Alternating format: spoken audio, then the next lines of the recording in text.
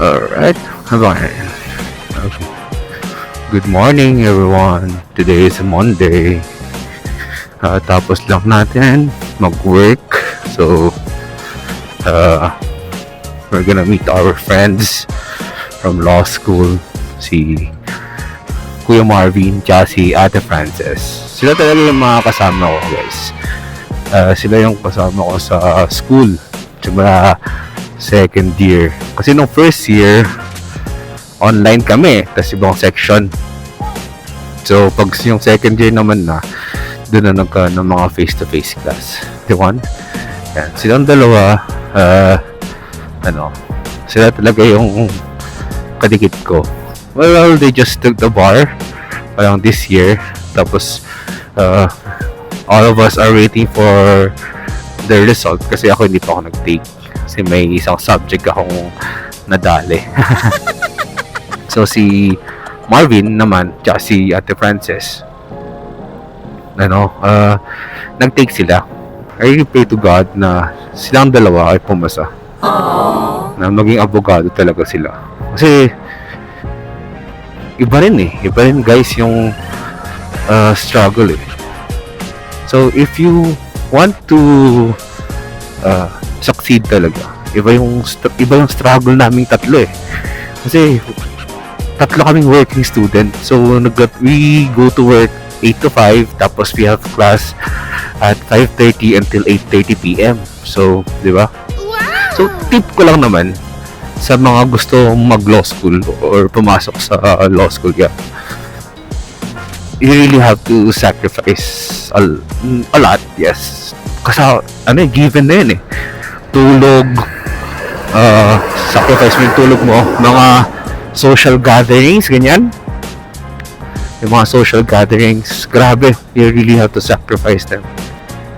Minsan mga family outing, hindi ka makasama dahil may law school. Yun talaga, sacrifice mo rin yun. I'm not saying na huwag ka na pumunta, pero sacrifice talaga. Kasi kami, working student na nga kami, tapos nag-law school pa, di ba? Hayang buhay. Yan. Si Ate Ces, siya yung parang ate ko dyan. Si Marvin yung parang kuya ko. So parang ako yung bunso, di ba? Ako yung bunso. Pamilya kaming tatlo, pero in a way na in a brother and sister friend way. So pamilya kaming tatlo sa isa't isa. Si Marvin, siya yung parang tara, review tayo sa ganito, ganyan. Yeah. Tapos si Ate Ces naman, siya yung hindi naman nagagalit, pero siya yung sumisita. Kunyari, Rian, mag-review ka na. Ganon si Ate Ces, Rian, basahin mo to kasi baka lumabas to, ganyan. Paano ba kami mag-review? Mag-review kami, talagang it's either mag-undertime kami sa work, ganyan, or mag-leave kami. Tapos, pero may kanya-kanyang basa kami. May kanya-kanyang basa naman kami. Yun nga lang. Minsan kasi hindi mo mag-gets pag binasa mo yung mga cases mo or yung mga topics sa mga codal, annotated books niya. Pag binasa mo, minsan hindi mo kasi gets So, sa aming tatlo, kaming dalawa ni Marvin yung gano'n. Yung parang binasa namin pero hindi namin masyadong intindi naman pero hindi gano'n kapulido yung pagkaintindi namin. Kaya si Ate Ces, siya yung tago-review sa amin. Parang mas naaalala niya kasi si Ate Ces na yung mga inaaral niya pag dinidiscuss niya. Kami naman, mas naaalala namin yung binabasa namin pag may nagdi-discuss sa amin. So parang win-win situation kaming tatlo. Oh yeah. Yun. Kaya ganoon kayo mag-aral. Tapos kung may tanong kami, ate, ano yung ganito? Ganyan. Sabihin naman ni Ate Ces. Si Ate Ces kasi matalino talaga yun. Si Marvin kami sakto-sakto lang. Pero si Marvin, highest yan sa agrarian law namin. Grabe talaga yun. Highest talaga yan. Hindi ko makalimutan yun, Kasi ina-announce yung mga scores. In-announce na yun sa akin. Tapos, sakto na may score ko. Pumasa naman, pero hindi ganoon kataas. Tapos, in-announce yung mga matataas yan. Pumasok si Ate Ces, yan. Tapos, nagtataka ako, bakit wala yung papel ni Marvin? Sabi ko kaya, nasaan na yung papel mo, bro? Sabi ko, ay, wala yata, hindi ako nakapag-submit. Yun pala, highest pala si Gago. Ayaw, di ma. Grabe. Ayun din, matalino si Marvin. Wala akong masabi. Matalino, nag-aaral yan, kahit sabihin niya hindi. Kaya, yung mga sinasabi niya, kung sino man nakikinig dito sa vlog ko na to, kung anong sinasabi ni Marvin na hindi siya nag-aral, mali yun, nag-aral talaga yun. Hindi ako naniniwala, hindi nag-aaral yun. Kaya ever since nun, lahat ng sinasabi niya, hindi na ako naniniwala. Hindi na ako naniniwala sa kanya. Ayun. Kasi magpapagas lang naman tayo eh. Tapos, i-meet ko sila, Marvin, tsaka si Ate Ses. Konting catch-up rin. Catch-up lang. Catch-up. Yan. Ay, ito na ay, ito yung ano, Lantern Parade. Oh.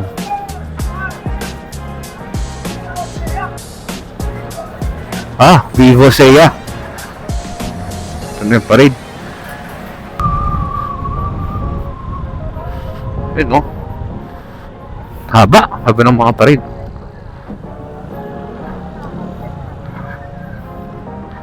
Alright, dito na tayo.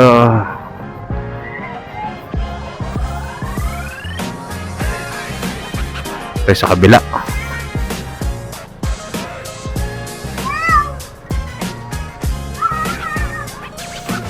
Ano ba to? 90.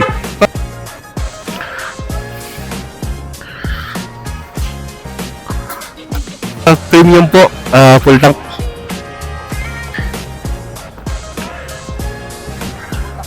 Opo, kuya. Shit, ano naman na? Ito ako sa bila. Magkano 95, boss?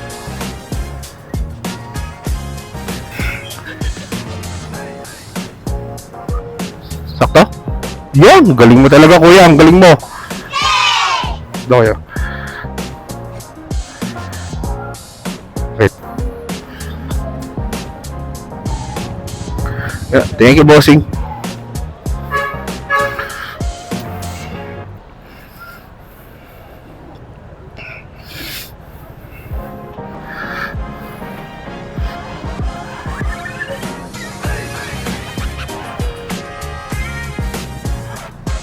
Oh.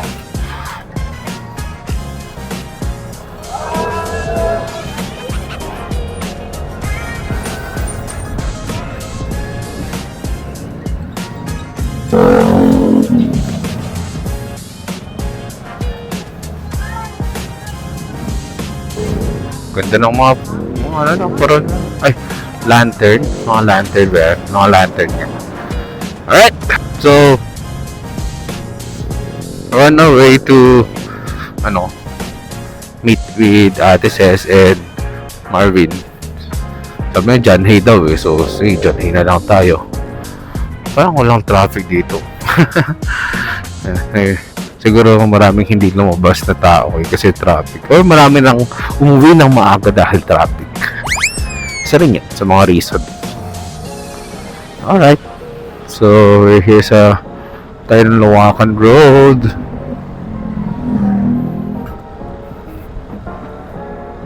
Uy, full tank ulit si Vepi. Thank you, Lord. Oops, nag-hazard si Kuya. Ha? Okay, pa tayo. Ayun nga. So, parang highest palagi si ang number one talaga, yung matalino talaga sa aming tatlo. Sa Ate Ses, grabe yung talino nun eh. Parang isang basa niya, nagigets niya agad. Wow! And grabe rin yung memory niya. Yun nga lang, paano lang, medyo kabado si Ate Ses. Yan. Pero, kabado siya before taking an exam or quiz. Pero, once na nag-take na siya, nakawala yung kaba niya. Minsan, itatapon niya pa nga yung ballpen eh. Dahil minsan, dami nagtatanong kung bakit kung bakit daw yung mga mukha namin ni Marvin, relax lang kami, ganyan. Pag may quiz, may exam, ayun, parang syempre, relax lang naman kasi talaga kami. And, Kaya sabi nga namin, matakot na lang kayo pag kinabahan kaming dalawa. Pero kidding aside, okay naman yung tandem naming tatlo. Nakasurvive ako ng law school dahil sa kanilang dalawa rin. So, advice ko, find yourself a friend or a group of friends, yan, na parang tutulungan talaga kayo na mag-improve, mag-review, ayun, yung mga old habits nyo na hindi, kaya ko naman aralin yan, yung mga kaya, hindi nyo magagawa sa law school yan. Parang kaya kong aralin yan the day before, hindi. Talagang kailangan nyo rin basahin, intindihin. Yan. Sabi nga ng, ng mom ko, sabi niya, you should review religiously. Yan. Diba? Very nice thing to say. So, yan. Alam ko na rin yung mga buhay nila eh. Grabe. So, yun lang muna. Kasi dito na ako sa Camp John Hay. Magpa-park na lang muna ako. Ay, aakit pa palang pala eh. Wait lang. Akit muna tayo.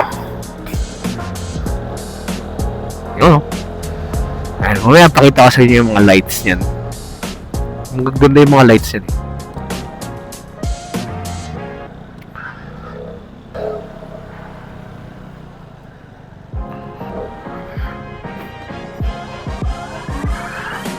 Saan may paradan? Wala eh.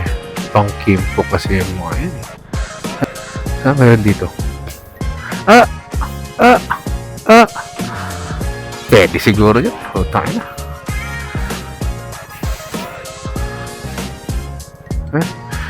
Ito na ako.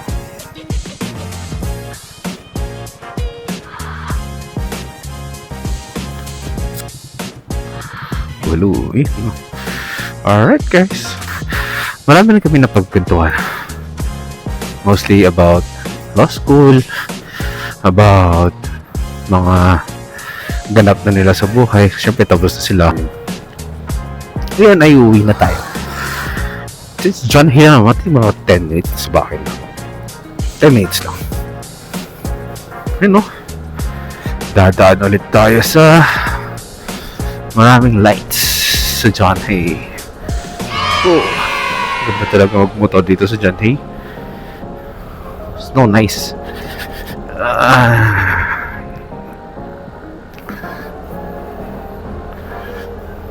Mag-post ako ng picture naming tatlo.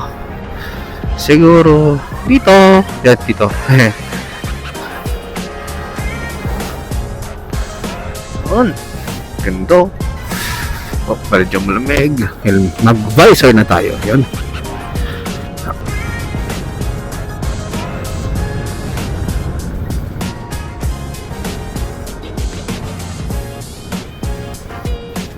Grabe ng mga ilaw. Yan. Eh kung marinig niya yung hangin. Yung mga hangin eh. Eh, yung ilaw mo.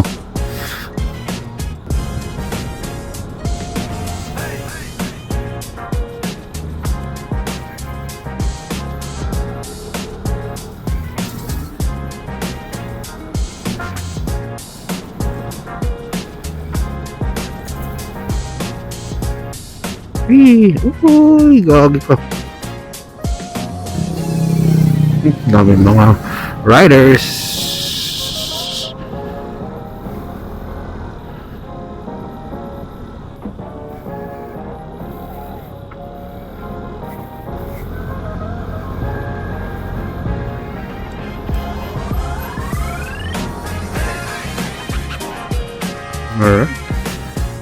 Diba? Ganda magbumotor sa dyan eh. So, very nice. Tapos makikita ulit natin ng country club. Ano mga pinag-usapan natin? Wala, yun lang talaga. One catch up. How are you? How's everything? Ganyan. Yung mga konting chismis. Mga ganap sa law school ko.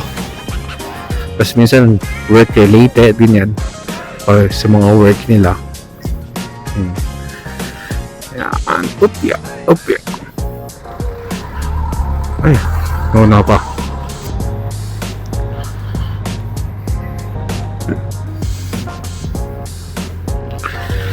Mga ano ba to? Daming tao, punong-puno. May nakaupo sa gitna. Gagawin overloading na ngayon. Galing sa mga mina yan.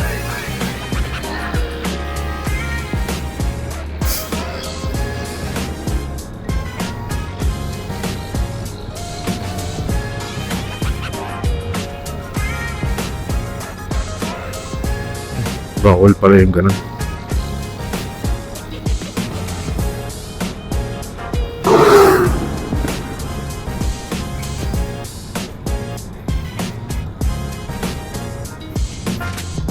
Oh, fuck!